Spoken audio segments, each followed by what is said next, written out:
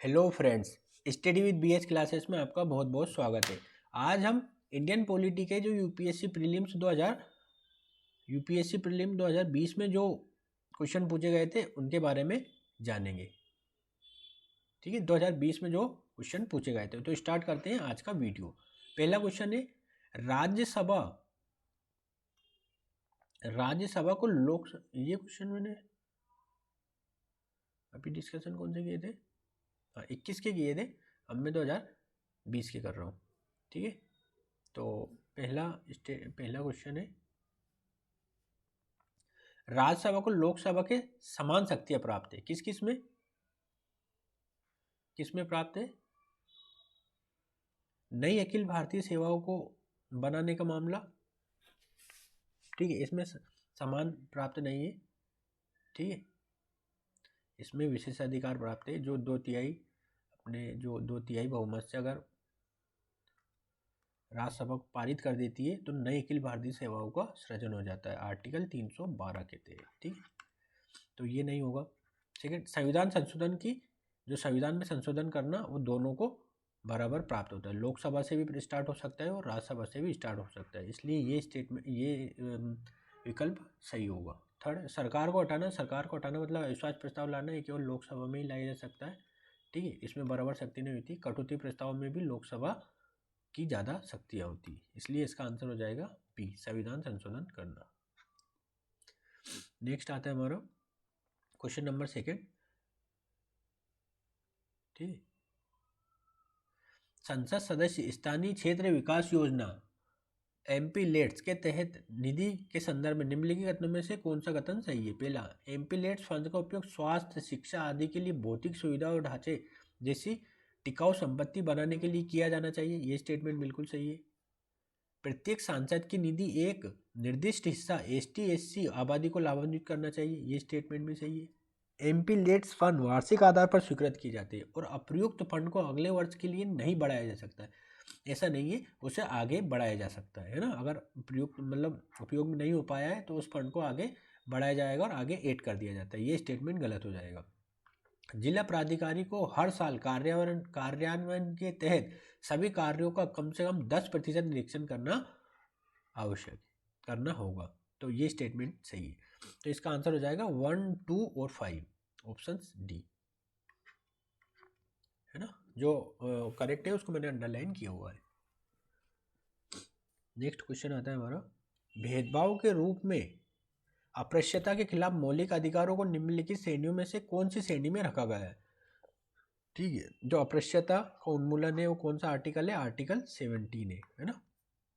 अस्पृश्यता के उन्मूलन के बारे में बताता है। और आर्टिकल 17 समानता के अधिकार के तहत आता है। समानता के अधिकार कहाँ से कहाँ तक है? आर्टिकल 14 से लेकर 18 तक वर्णित है ना। और ये 17 इसी के अंतर्गत आता है। तो क्या आंसर हो जाएगा इसका? समानता का अधिकार। ठीक है, नेक्स्ट आता है, भारत में न्यायपालिका को कार्यपालिका से अलग करने का आदेश दिया गया है। किसमें दिया गया है? आर्टिकल 50 में दिया हुआ है और राज्य के नीति निर्देशक तत्वों के अंतर्गत वो आता है।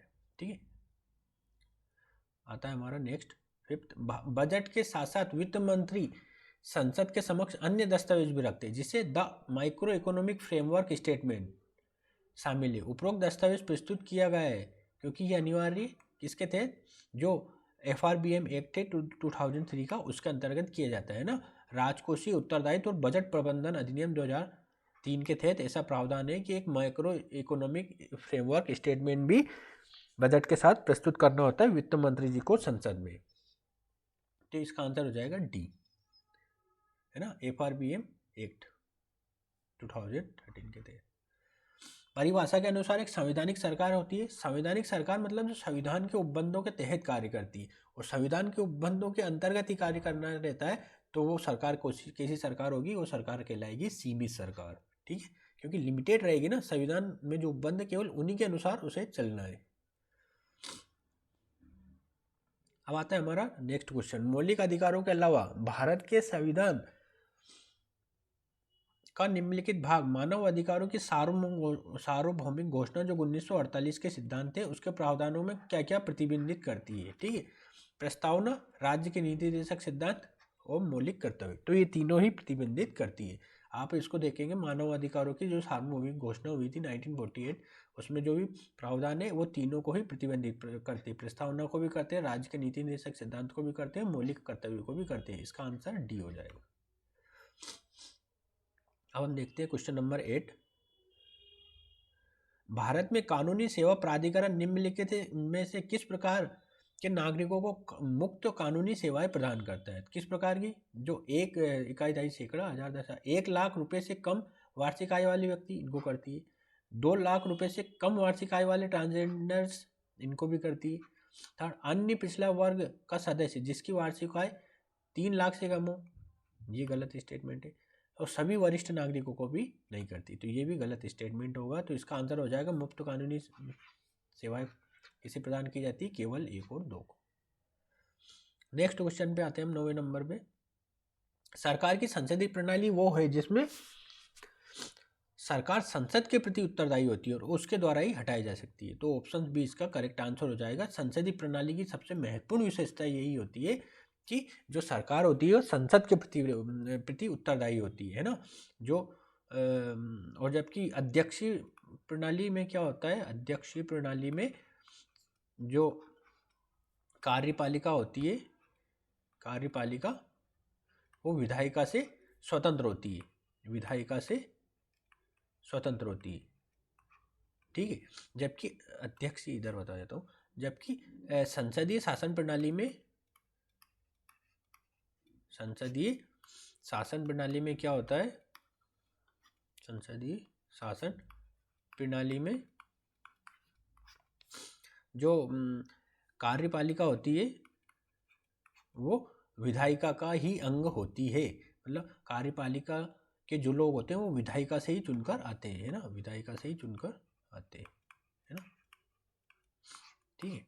तो ये एक भारतीय संसदीय मतलब संसदीय शासन की प्रमुख विशेषता होती है, ठीक है। तो इसका आंसर हो जाएगा बी। अब नेक्स्ट क्वेश्चन पे हम आते हैं। भारत के संविधान का भाग कौन, भारत के संविधान का कौन सा भाग एक कल्याणकारी राज्य घोषित करती है? तो भारतीय संविधान का कल्याणकारी राज्य किसमें बताया गया है? भाग 4 में बताया गया है राज्य के नीति निर्देशक तत्व, राज्य के नीति निर्देशक तत्व, है ना। ये न्यायालय द्वारा प्रवर्तनीय नहीं है, लेकिन ये इन्होंने ऐसे वर्णन है कि कल्याणकारी राज्य बनाए जाने के इसमें बहुत सारे उपबंध किए गए। जैसे आर्टिकल 40 के तहत पंचायतों के गठन के बारे में बताया गया है ना। आर्टिकल 44 के तहत समान नागरिक संहिता के बारे में बताया गया है। आर्टिकल 48 जो 42वें संविधान संशोधन के बाद जोड़ा गया था, पर्यावरण के संदर्भ में बहुत सारे पर्यावरण के संदर्भ में बताया गया है, ठीक है। तो इसका आंसर हो जाएगा राज्य के नीति निर्देशक सिद्धांत ए। नेक्स्ट क्वेश्चन को हम देखते हैं। निम्नलिखित कथनों पर विचार कीजिए। भारत का संविधान संघवाद, धर्मनिरपेक्षता, मौलिक अधिकारों और लोकतंत्र के संदर्भ में अपनी बुनियादी संरचना को परिभाषित करता है। भारत का संविधान नहीं करता है, ये आपको याद रखना होगा, ये स्टेटमेंट गलत है ना। बुनियादी संरचना को कोई परिभाषित भी नहीं किया गया है अभी तक, केवल ये बताया गया है कोर्ट ने 1973 के केशवानंद भारती केस में उन्होंने बोला है कि इस भारतीय संविधान में नकारात्मक संशोधन नहीं किए सकते, मतलब ऐसे संशोधन नहीं किए सकते जो संविधान की गरिमा को कम करते हैं या लोगों की भावना के अनुरूप ना हो, ठीक है। वो बुनियादी संरचना के अंतर्गत रखे जाएंगे। कोई भी चीज़ ऐसी अगर कर दी संसद ने जो संविधान की मूल भावना के विरुद्ध होगा तो उसे नल एंड वॉइड घोषित कर दिया जाएगा, किसके द्वारा? कोर्ट के द्वारा, ठीक है। तो ये पहला स्टेटमेंट गलत है ना। भारत के संविधान में ऐसा कुछ नहीं बताया गया है, कोर्ट ने ये बताया 1973 में। सेकंड स्टेटमेंट क्या है? भारत का संविधान नागरिकों की स्वतंत्रता की रक्षा और उन आदर्शों को संरक्षित करने के लिए न्यायिक समीक्षा का प्रावधान करता है जिस पर संविधान आधारित है। तो देखो, भारत के संविधान में न्यायिक समीक्षा का कोई स्पष्ट प्रबंध नहीं है, कोई ऐसा आर्टिकल नहीं है जो ये बता दो कि भारत मतलब न्यायिक समीक्षा की जाएगी, लेकिन फिर भी अप्रत्यक्ष रूप से बहुत सारे उपबंध ऐसे हैं जिसके तहत न्यायिक समीक्षा की जाती है। जैसे आर्टिकल 13 है ना, आर्टिकल 13 को आप विशेष रूप से पढ़ेंगे तो न्यायालय इन जैसे आर्टिकल 13 का जो सब क्लॉज 3 है, जो विधियाँ क्या क्या होती है ना वो बताता है, उसके तहत वो न्यायिक समीक्षा का अधिकार रखता है। पर स्पष्ट रूप से ऐसा कुछ नहीं है कि भारत का संविधान नागरिकों की स्वतंत्रता की रक्षा करने और उन आदर्शों को संरक्षित करने के लिए न्यायिक समीक्षा का प्रावधान करता हो जिस पर संविधान आधारित हो। तो ये स्टेटमेंट गलत हो जाएगा, है ना। अप्रत्यक्ष रूप से बहुत सारी चीज़ें कही जा सकती है पर प्रत्यक्ष रूप से ऐसा कोई उपबंध नहीं है, तो इसका आंसर हो जाएगा डी, ना तो 1 ना 2। नेक्स्ट क्वेश्चन हमारा आता है, भारत के संदर्भ में निम्नलिखित में से कौन सी विशेषता नौकरशाही के लिए उपयुक्त है? ठीक है, तो नौकरशाही के लिए क्या उपयुक्त होगी? सार्वजनिक नीति के कार्यान्वयन के लिए एक एजेंसी। ऑप्शन डी इसका करेक्ट हो जाएगा। ठीक है, आपको पता होना चाहिए कि भारत में नौकरशाही का क्या प्रमुख कार्य, सरकार की नीतियों का क्रियान्वयन करना, नीतियों का क्रियान्वयन करना, नीतियों का क्रियान्वयन करना। ठीक है, तो इसका आंसर हो जाएगा डी। अब हम देखते हैं नेक्स्ट क्वेश्चन, भारत के संविधान की प्रस्तावना है। भारत के संविधान की प्रस्तावना संविधान का हिस्सा है, लेकिन अन्य हिस्सों से स्वतंत्र रूप से इसका कोई भी कानूनी प्रभाव नहीं है, तो इसका आंसर डी हो जाएगा। ठीक है, भारतीय संविधान की प्रस्तावना को एक बार परिवर्तित किया गया है 42वें संविधान संशोधन के तहत, सब इसके पहले भी मैं बता चुका हूँ। ठीक है, और संविधान का हिस्सा है लेकिन इसका कोई कानूनी प्रभाव नहीं, ये स्टेटमेंट गलत है। संविधान का हिस्सा नहीं है, गलत है, ये संविधान का हिस्सा है। संविधान का हिस्सा है, उसका कानूनी प्रभाव किसी भी अन्य हिस्से के समान ही है, ये भी स्टेटमेंट गलत है, तो इसका ऑप्शन डी हो जाएगा, है ना। इसके ऊपर भी विकल्प में मैंने डिस्कस नहीं किए, लेकिन वो भी गलत थे, है ना। 12 नंबर में नहीं किए शायद। ठीक है, आगे से मैं ध्यान रखूंगा। अब आता है 14, भारत के संविधान के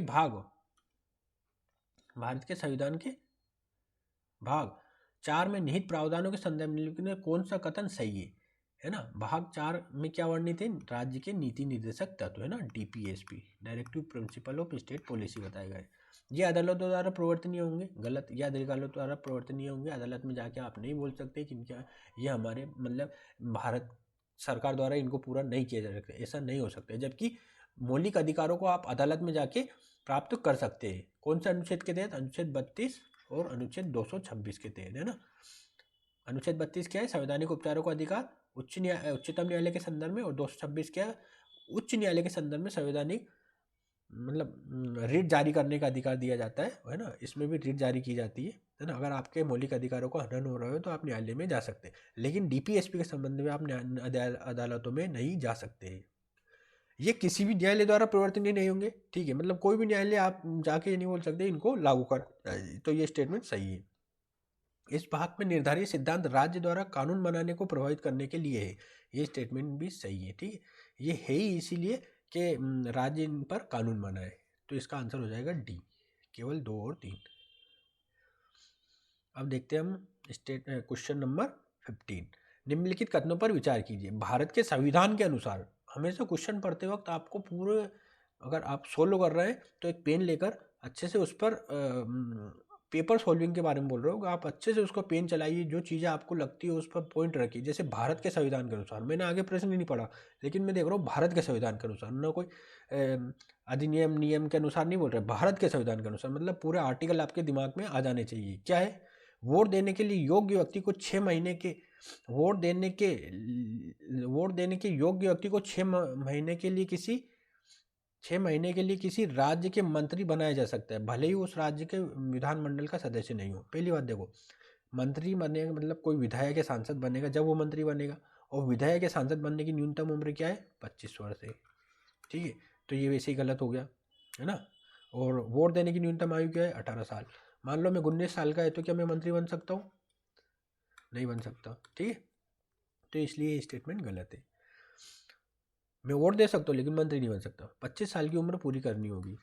ठीक है, नेक्स्ट आता है हमारा लोक प्रतिनिधित्व अधिनियम 1951। इसमें लोक प्रतिनिधि बोला है ना, किसी आपराधिक अपराधी के लिए दोषी ठहराया गया और 5 साल तक की कारावास सजा पाने वाला व्यक्ति जेल से रिहा होने के बाद भी चुनाव लड़ने के लिए स्थायी रूप से अयोग्य हो जाता है। स्थायी रूप से नहीं होता है, कुछ वर्ष होते हैं, उसके बाद वो वापस चुनाव लड़ सकता है। ठीक है, आप लालू प्रसाद यादव जो चारा घोटाले में जेल गए थे, उनके संदर्भ में भी चीज़ें पढ़ सकते हैं, है ना। कुछ वर्षों के बाद वो भी चुनाव लड़ने के लिए वैलिड हो जाएंगे। ठीक है, तो आंसर हो जाएगा इसका डी।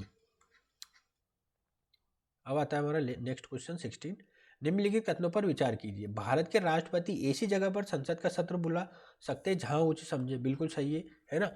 भारतीय संविधान में मैंने जब आपको संसद के बारे में पढ़ाया था तो इसके बारे में बताया था कि जो राष्ट्रपति अपनी मतलब संसद का सत्र बुलाते हैं, तो ये लाइन उसमें लिखी हुई है ना। जब मेरे नोट्स आप देखेंगे तो उसमें ये वर्णन है, तो इसका स्टेटमेंट ए सही हो जाएगा। भारत का संविधान एक वर्ष में संसद के 3 सत्रों का प्रावधान करता है, लेकिन तीनों सत्रों में आयोजित करना अनिवार्य नहीं है। ऐसा कुछ नहीं है, कम से कम 6 महीने में एक बार मीटिंग होना जरूरी है ना। इसका तात्पर्य ये है कि एक साल में 2 बार तो आपको संसद का सत्र बुलाना जरूरी होगा। तो ये स्टेटमेंट गलत हो जाएगा। थर्ड क्या, एक वर्ष में संसद की बैठक के लिए आवश्यक न्यूनतम दिनों की कोई संख्या नहीं है, ऐसा भी कोई प्रोविजन नहीं है। तो ये स्टेटमेंट सही हो जाएगा। एक वर्ष में संसद का कोई न्यूनतम दिनों की संख्या का कोई वर्णन नहीं दिया गया है, तो ये स्टेटमेंट भी सही हो जाएगा। ऑप्शन सी इसका केवल 1 और 3 आंसर हो जाएगा। अब आते हैं हम क्वेश्चन नंबर 17 पर। अच्छा, 17 क्वेश्चन ही नहीं है, केवल इतने पॉलिटी के क्वेश्चन थे। तो ये हमने वीडियो डिस्कशन के थ्रू कौन से ईयर के बता दिए, ईयर 2020 के पूरे प्रीलिम्स के क्वेश्चन डिस्कस कर लिए। तो वीडियो देखने के लिए बहुत बहुत धन्यवाद।